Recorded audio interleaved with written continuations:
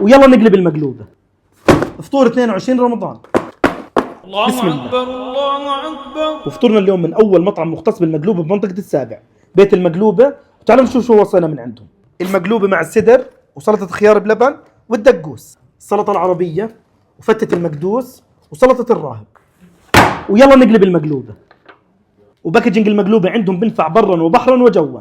وأنا أكثر إشي بحبه الزهرة، وهاي الفخدة، وهاي السفينة، وهيك السفينة من الداخل. وبنقول بسم الله.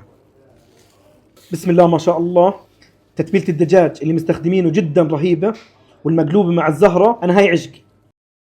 وبناخذ من الباذنجان، طبعا أنت بتقدر تطلبها بطاطا أو جزر أو باذنجان أو ميكس أو اللي أنت بتحبه. وبنزيد عليها خيار بلبن. لقمة الخيار بلبن مع المقلوبة عن جد ولا غلطة. وبنزيد عليها الدقوس. ومقلوبة يعني سلطة عربية وبتروح. وهاي سلطة الراهب بالكوسة. ما عمري كنت متخيل إنه الكوسة تكون ظابطة لهالدرجة مع السلطات. وهاي فتة المقدوس، شوفوا ما شاء الله الطبقات. وصراحة أنا أول مرة راح أجربها.